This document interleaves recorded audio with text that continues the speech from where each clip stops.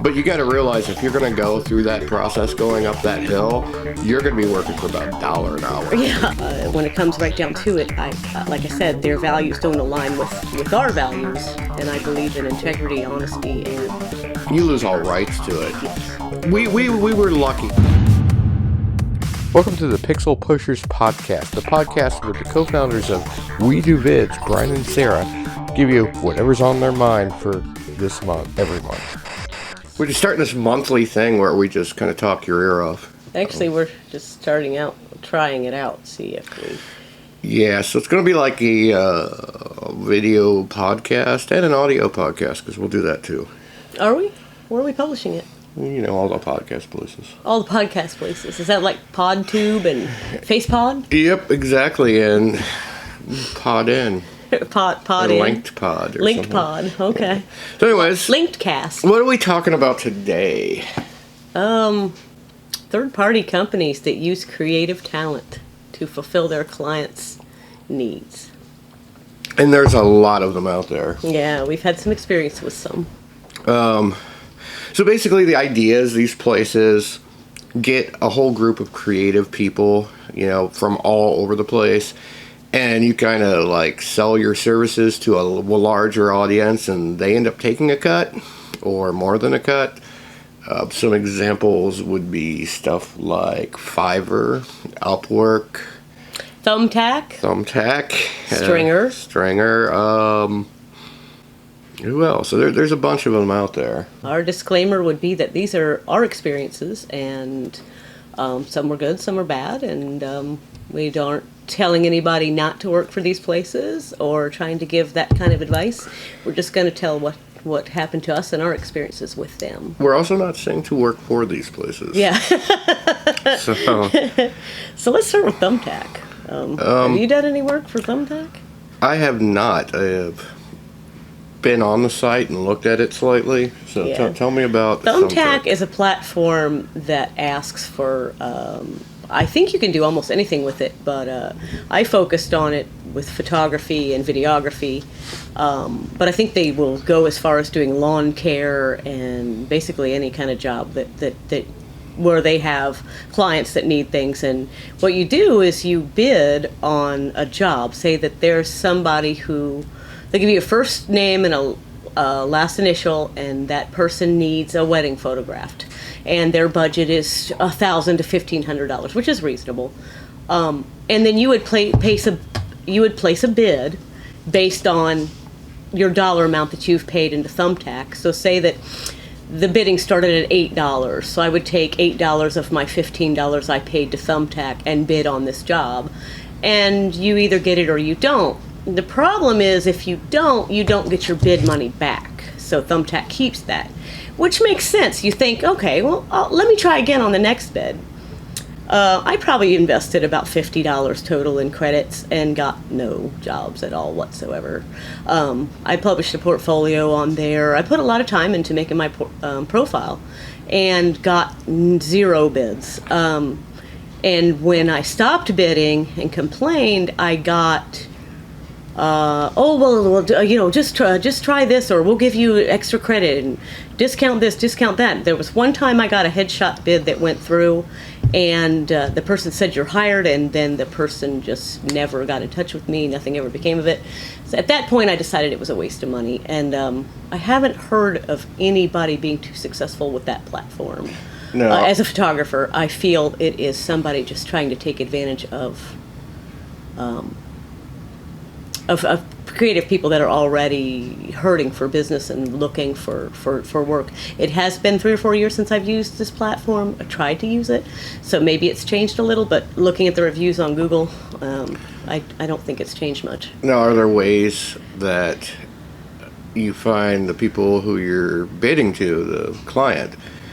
Is there ways that they're gaming the system? I think... Or are there ways that other Actually, you can. I have actually system? looked up the first name, last initial of the person, because they give you the general location, and actually found them, but I never went behind the platform's back and directly reached out to the customer. I didn't think that was fair to the customer. I thought that they might feel intruded upon. But, I mean, I guess there's a kind of a way around it in that regard, but all of these platforms don't want the communication to go beyond those platforms. Right. They want in control because these platforms want to get their cut. Right. Yes. And I think I was suspicious that it might be possible that they were making up bids, making up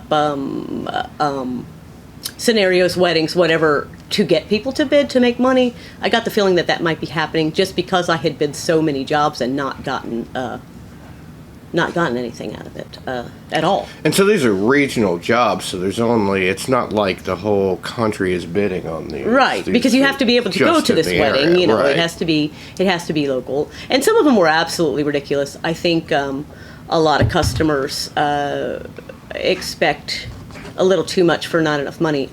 If you're going to pay, in my opinion, if you're going to pay $500 for a wedding, you're probably not going to get top-notch photography. And so a lot of the bids I would not even bid on. I'm not gonna do a wedding for $500. Well, a lot of people doesn't even pay my assistant. My experience also, like just doing tech work, because I've done a lot of tech work. That's my other business.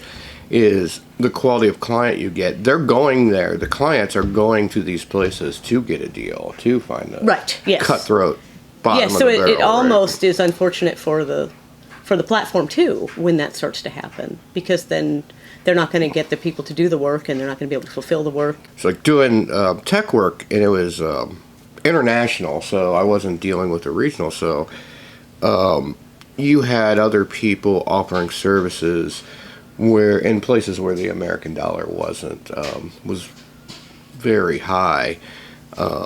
So clients could come in there and get stuff for dirt cheap, like really dirt cheap. Fiverr was one of those things. And it's interesting how Fiverr started out, because it's you actually can go in there and pay thousands of dollars for something and actually get some decent stuff. Maybe, sometimes, depends on who you find. But it started out as a platform where you get almost anything for $5. You want a logo designed, it's $5. You need some Photoshop work, you need tech work, $5. So they also take their cut, though. So I think their cut's like 30%, so it ends up being like $350. after that, and then they'll send you your payment in PayPal, and you got the PayPal fees, which a lot of places actually somehow get around the PayPal fees. So that $5, I know I was selling a database on there. All I had to do was zip it up and send it off. But that payment was like $3.70 or $3.80. It really wasn't worth it.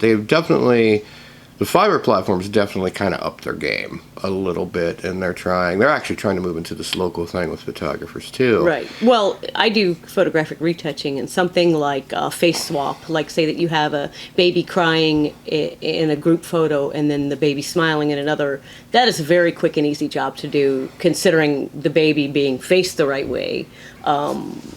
Consistently with the other photograph, that would take 5 minutes. That would probably be worth $10 or $20 per image. 5? No, I don't think so. I think they figured that out. Their whole platform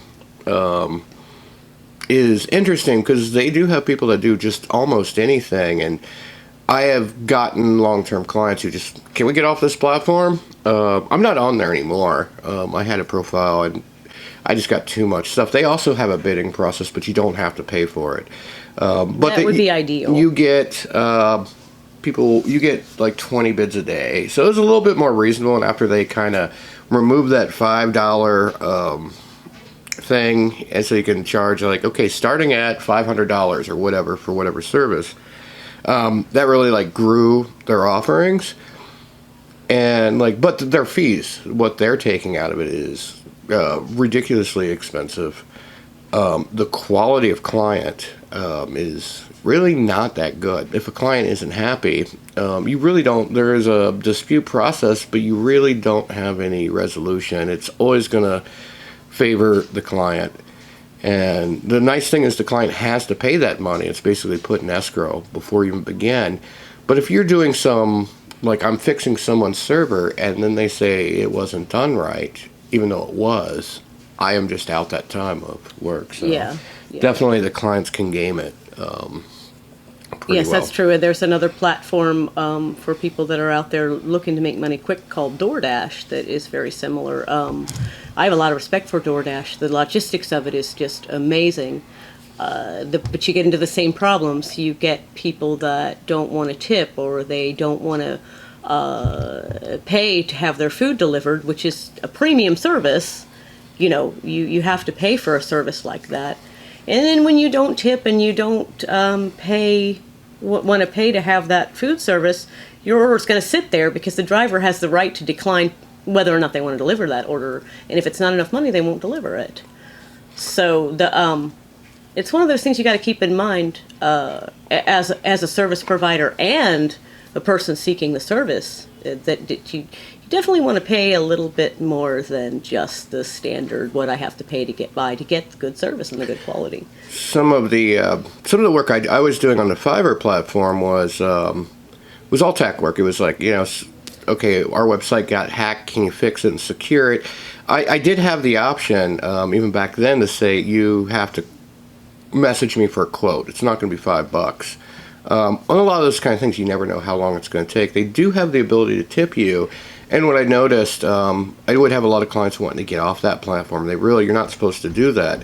But I finished the first job for them on the platform, and they tipped me like so you almost can two build or three times a month, as much as I originally quoted, and then they went on to be long-term customers. Yeah. So were you able to build clientele that way? I was able to, and a portfolio and recommendations. I already had enough portfolio, and I think that's another thing with a lot of these services, because you have a rating system and a review system. So if you don't have anything on that platform, it's really hard to get established. Yeah, so then in that case, it might be worth doing the $5 and $10 and $15 jobs so that you can get established into where you can say, here's what I can do, as long as you don't get known as that person that'll do it for cheap. That's what you don't want to do. You're gonna, if you want to go that route to build your portfolio on any one of these platforms. Like I said, I've moved off of Fiverr. Got a bunch of decent clients, and it was just a pain to deal with. But you got to realize, if you're going to go through that process, going up that hill, you're going to be working for about $1 an hour in some cases, and that I'm not even kidding. Yeah. Especially on some of these things, you don't know how long it's going to take. Right. And in some cases, it can pay off, which brings us to our next third-party company that we have had the most ups and downs with. And that would be Stringr.com. And these guys. This is as videographers. Stringr.com is a service for people seeking newsworthy events. For example, they will post a need for footage of a dog getting a bath, or a news event, a speaker or something is coming to town, and they put it out on a platform where anybody can go and shoot it, and then it's downloaded by the news company that requested it, or the media company that requested it. Yeah, not even a news company anymore. They're kind of branching out. Yeah. That's actually an interesting story. Probably talk about, just say how we even got involved with this. So, like, being a tech guy, I'm always like early adopter on an app. I'm using the beta versions. You signed up for the very first. Signing up for websites, you know. I signed up for Pinterest when they were all the buzz, and I'm still sick of them. I'm so sick of them sending me emails. I was on there once. So there's actually a lot of things, like my spam box or my inbox on some of those email addresses is just ridiculous. So anyways, being an early adopter, I signed up for this app, and the whole deal was, back at that time, it was like, if you see something cool, video it on your phone, and maybe someone will buy it somewhere. Now, there's a lot of licensing companies, and we should actually talk about my most recent video licensing story. We'll get to that. So anyways, I looked at it. It was cool. It was like, whatever, forgot about the app, and I think, how long passed? Several years. It was just this past summer. And yeah, it was August of 2019. Yeah, so August 2019, I start getting random texts just over and over, and I'm ignoring them. And I'm like, what is this Stringr thing? And so finally, I got to go get onto the website, figure out my login, which was kind of a pain because I had already forgotten it. And I'm like, oh, okay. So there's people requesting specific footage of newsworthy events. And I was looking at the prices, and it was $40, and it was like, and it's, 80 miles away. Not literally, but a fair drive. I mean, enough to make $40 not worth the trip. Right. And So I was just ignoring it. And one day I think we just got back from a big long road trip. We're a little broke. And I'm getting a call and a text. And I said, should I call them back to you? I was like, it's only going to be $40, whatever it is. And we're like, oh, $40 is better than nothing right now. But besides, you get to film news events. Some of the stuff is really fun to do, and you can also do still photography, and it opens up doors. Yeah, I mean, we kind of really didn't know what it was about. Right. We decided to go out on a limb, which we do. So we called them back, and I said, well, how much is the pay? And they said, what, $350? $350. Go film the Trump protests after the shootings in Dayton. And we said, hell yeah, we're going to go do that. Well, at first we were like, is this for real? Is this a scam? I thought it was a scam through the whole process until we got paid. I thought it might be a scam. And we went out there, we filmed it. They had some, I forget where, Italian maybe, French news company wanting this footage. It was a new client for them. They were so insistent. We're like, no, we're bringing out cameras to film this. No, please use the phone so you can get it up there quicker through the app. Right. And, so we were sending up footage through cell phones, through very inexpensive Android phones. It was terrible. And also shooting with our camera. Because we knew demanding that we get stuff in as we got it. Yes. And then we get a text, your cell phone footage is shaky. I was like, I told you we have a camera. We're going ahead and doing the DSLRs. I don't even think we were done with that, and we got the payment. Right. We were still on location. Right.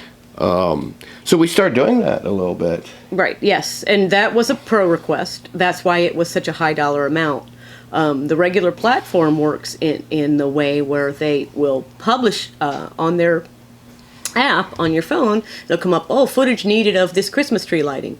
Anybody can go shoot it. Or breaking news. Right. Bodies, anybody can go shoot the news event that they post a request for.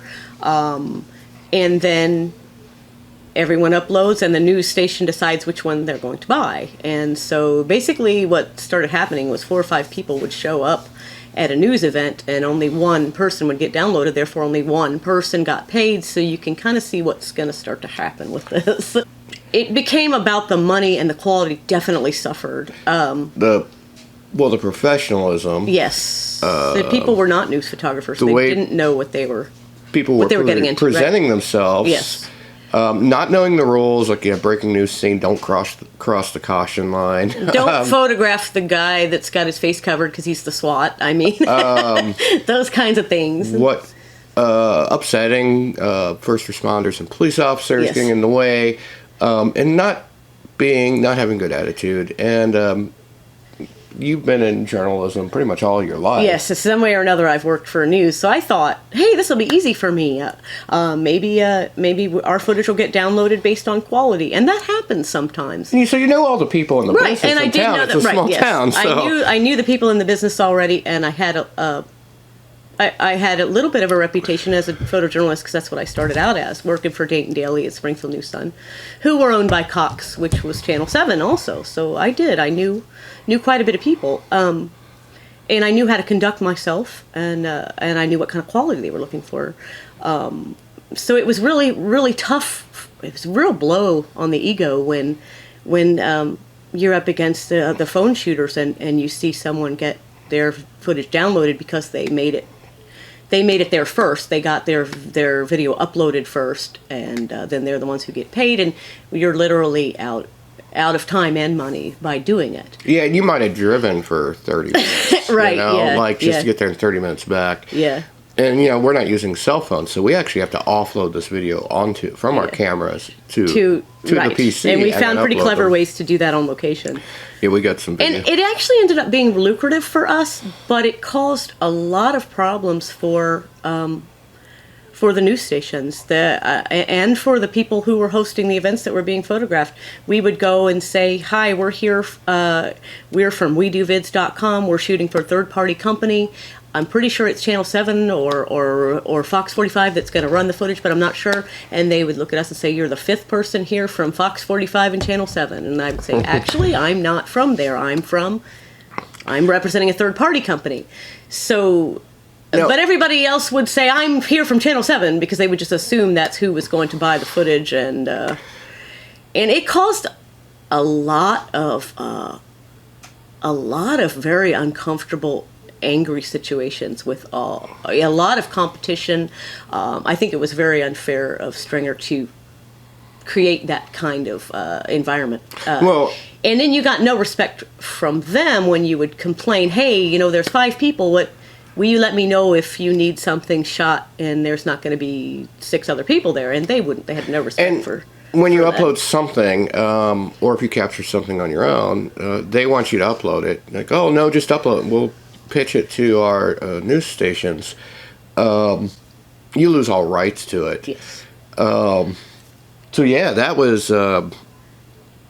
We were lucky in the fact that what they call pro requests, where they needed a bit more quality, better interviews. And it was only offered to one person. When they would send out a request for pro footage, it would only be offered to one professional, not put on the app for anybody to go pick up. So we got really lucky with that. We were pretty much it for that. Yes. Which actually was great because that led us into some non-news things for some big other companies, some bigger. Yes.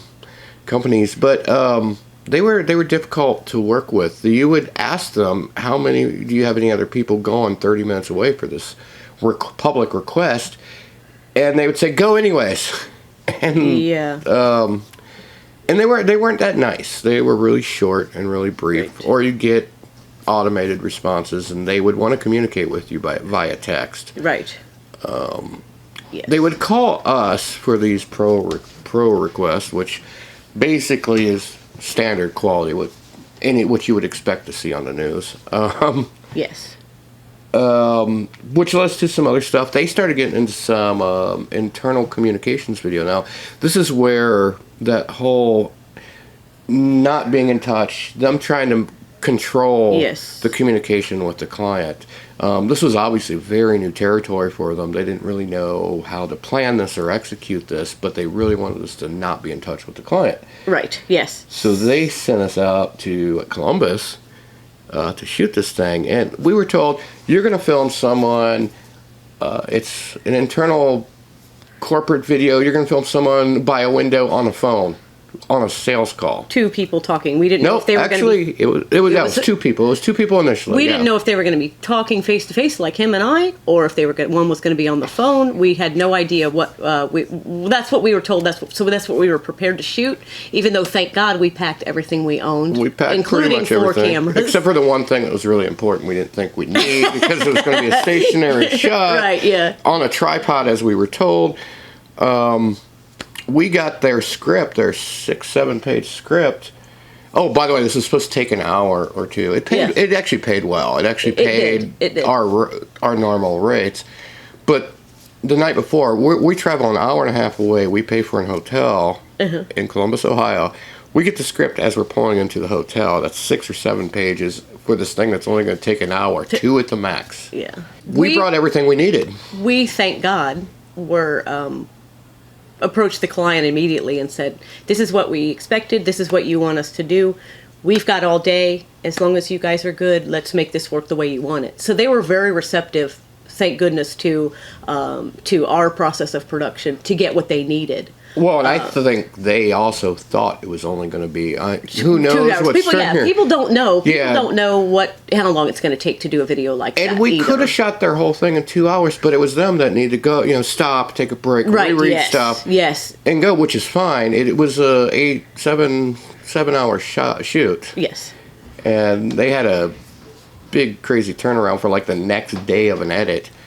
And so we did it. We set up, instead of that one camera on a tripod pointing at these people, it was 3 cameras. We had lav mics, separate audio recording. Then there's all this stuff at the beginning and end that wasn't mentioned. That's all this kind of acting with salespeople at a hotel. And I can't imagine somebody not having experience in video going and showing up and trying to produce that. I can't imagine. I felt a little upset with Stringr that there was so much lack of communication on what actually was being done and how much actually had to go into it. And I would hate to think of somebody going there not prepared for that. If we would have showed up with what we were told the shoot was going to be, that would have been a huge disappointment. Definitely, right. Because And I think just because they didn't know what they were doing, they didn't get script until a couple hours before they sent us the day before. Yes, and they had reached out to the guy I mentioned. I asked him how he'd heard of Stringr. I was curious, and he said it was. I had a choice between Stringr and Thumbtack to have the video produced, and I needed it quickly. That would be what I would do if I needed something quickly. Reach out to some company that's going to find that person for me. But I don't think they realized what a sacrifice of quality that can be. And they were wonderfully happy. We were copied in on the email loop after that. Which we got in trouble for through Stringr because we communicated with the client outside of their... Yes, we got a message saying we are not to communicate with the client, even though the client communicated with us. Yeah. I mean, they did know who we were and where we came from. They had to. We worked with them for 7 hours. They initiated that kind of to tell us how good of a job they felt we did. Which was wonderful on their end. The other thing with Stringr is feedback. Getting feedback on some of these higher paid things. We were doing some stuff for social media property of MGM through them that paid okay. Was definitely not our rates, but it was a lot of fun stuff. Yeah, it was fun. It was fun storytelling and good experience. And they're very specific on how they wanted it shot and everything. Yes. And we would ask how we did. We only got you did this wrong. Yes. Or this one could have been better. Yeah. We would never. Or they would point out one mistake and just really, really just almost like they were trying to put you down over it. Same with that corporate shoot that the client was so happy with. They were like, well, you needed time code recorders on those. If time you're going to do recorders. If for you're going to $80 jobs. Oh. Well, that was not an $80 job, but that one was more on our rates. But you needed to have time code recorders. That was the feedback we got for that whole video. That whole process the client was happy with 3 cameras, all kinds of sound, and the client was happy. I was like, well, did we do anything right? Time code recorders for the shoot that we're supposed to take 1 camera and 1 tripod up to. Right. And it was very hard to get anybody to respond. Like, say that you had an issue where you weren't paid when they promised payment. You would go to them. Nobody would answer. Which would happen. Yes, it would. You'd find out your video was downloaded. You should expect payment the next day, and it wouldn't come. Or you wouldn't get a notification that your video was downloaded. And you see it on the news. And you see it on the news. So it's like, okay, wait, are they going to pay me for that? No. I had to call and say, hey, I saw my video on the news. When will I be paid for it? And I get an automated response saying, oh, when your video is downloaded, you'll get paid. I just saw my video on the news. Right. Something's wrong. And I gave them the benefit of the doubt because they always fixed it. I got to say that they did always fix it. It just was very difficult to get anyone to listen to us working for that platform. Or get anybody being responsive. And when they were responsive, they weren't that polite. They almost treated everybody that worked for them like they were, didn't know what they were doing. Like they I just got a very... I got a lot of attitude from them, a lot of grandiosity and nationwide. I think they did deal with a lot of people that they didn't know what they were doing. Most likely, yes, but that doesn't mean. I mean, when somebody's reaching out to you and trying to help you with your business, asking for feedback, asking for information, telling you when they have a problem and asking for help, I think it's very wrong to treat them poorly when they're bending over backwards to help your business, which we did for them. When we were obviously doing quality, otherwise they wouldn't be asking us to do some of the stuff they were. Yeah. Also worth noting, all the news companies that they did approach here are not using them anymore.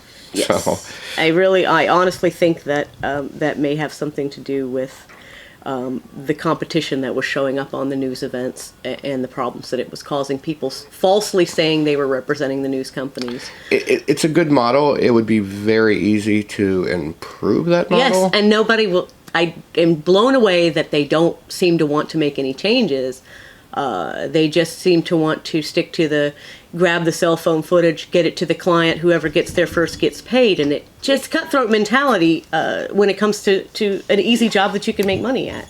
And they really put people against each other, and I really, really had a problem with that. Overall, it was an experience that was worthwhile because we grew so much. Getting out there doing spot assignments, being on camera, interviewing skills increased, dealing with difficult situations and deadlines, and just the people skills that it taught me in general with all the conflict was an amazing experience. I wouldn't trade for anything. We're taking per requests now, but I really don't. I wouldn't be taking the $50 news assignments that would pop up here and there. It's just not worth it when I can focus my energy on getting corporate business video jobs and headshots and events, which is what we do, and is where we are able to make our business work. We did, I mean... But I do not regret because the work we did do. Yeah, because we were actually doing stuff, I'd say, right. We weren't running in their cell phone and running out and hurrying to try to get our stuff uploaded. I think we made a lot of meaningful connections with so it was the totally media, with news media, as well Yeah. as a lot of local businesses. Even the sweat, blood, and tears and the conflict were absolutely worth the experience of knowing how to handle difficult situations. Well, I connected with some of the other stringers too, and met some good videographers, and those relationships are important to me. So, I don't know, we're kind of hitting the time limit that we wanted to say, but I did want to kind of wrap up with a couple things. First, let's talk about the video, kind of on the same vein of the places we're talking about. There are places that want to license your video, and you can upload things you think are great. So I was approached by one of these places. I'm definitely not the person to just go upload my stuff to these places. Just give it away, correct, me neither. But I was approached, and it sounded like a pretty decent deal. The place was called Cater News. And so I looked at them, looked at some reviews. It wasn't so terrible. Looked like the payment was, it's pretty hit or miss. And we did a video for one of my other projects where we visited a man in the Oregon forest who lived in 727 airliner, and it was a pretty cool video. It was a pretty fun day to hang out with this guy. And so this place approached me to license this video, and I was like, okay. So I signed the contracts, and they even asked, can you send us another copy of the video without all the background music and stuff that you've added in? So I said, sure. So skip ahead. I'm looking through the YouTube channel of that project, that video series I work on, and I notice I have a copyright claim on that. On his own video. On my video, that's all my creation. So I'm like, what's the copyright claim? Is there some music is there a mistake somewhere? There's some of it where we're driving in the car. Do we have the radio on and we're catching that? Is the Rocky theme playing in the background in his apartment? So no, it was this company I licensed it to. They had put a copyright mark on me, and if anybody's ever been through that on YouTube, it is such a disaster to dispute. So I contacted them. I was just like, what's up with this? And the response I got wasn't so good. I looked through the contract. I'm like, I can revoke rights at any time. So I said, I don't want to work with you guys. This contract is null and void. Per the contract, I was allowed to do that. And they were pretty adamant about, wanting to keep that in their catalog. And, you'll get a cut, but you're not going to get what it's worth. No, absolutely not. You might be able to. So I think they go after a lot of things that they think will be viral, or try to hit whatever that video that's going viral. They'll try to get rights to that first, and then they will take your rights, and in some cases legally they can, depending on what licensing you allow people to have. Right. So I think, closing it out, there are so many places out there in internet land trying to make a buck off of creative people. Yes, I can going to say the names, but stock photography companies that you can submit to, and they'll use your work and pay you a percentage. And I have not personally done that, and the reason is because I've heard of hard-won experience. You get about 30 cents a photograph, so you can have a spectacular, breathtaking landscape that you can sell in an art gallery for $1,000, and you'll get 30 cents from this stock agency, and they're making millions off of it. Yeah. Putting it on a billboard or on a... So I refuse to go that way with those companies, because I think we as creatives need to stand a little firmer on that kind of thing. It's great for the advertiser, but it's very unfair to the creative person. So keep that in mind if you are someone who's seeking art and quality work. I think you can almost equate it, and I don't know why I haven't heard it equated to this, but you talk about like overseas labor or child labor. Oh my God, it's yes. It's where these people who aren't doing any of the work are just making a huge all of the money off of it. And off that's of exactly it. what's happening. So keep that in mind if you're a photographer, videographer, creative, DJs, hairstylists. I mean, I see all kinds of creative people being taken advantage of and pimped out, basically, for lack of a better term. Yeah, pretty much. Either charge what you're worth or get pimped out. What you were talking about with stock was like Getty Images, we'll say, who partnered with Stringr. I tried not to say that. There's a great news story just recently. I'll see if I can find it and put the post link down. Yes. Where this Perfect woman example. traveled around the world and was giving her all of her photos to the Library of Congress as public domain. And she posted some of her pictures that she had given to public domain to her social media accounts and got a request, a takedown request, a request for money from Getty Images, from their law firm, demanding $120. Even if you take that image down, you still have benefited from use of that image. She countersued them, saying it was her image and she's not paying $120. She countersued because there was something like hundreds of thousands or just tons of images that Getty Images had in their catalog that were hers and that were public domain. She lost the lawsuit because public domain you can do anything you want with, including sell them, which is really unfortunate. But to get those kind of notices of someone demanding money for something you did and donated to the public is really, really ridiculous. Because that's a very noble thing to do, to take your work, and I know that, and thank goodness I have not been taken advantage of in this way. I've shared a lot of my work with people that were just interested in it at no charge. I've shared work for publication. I've shared work for at a personal level, Facebook, whatever. I don't really mind people using my stuff.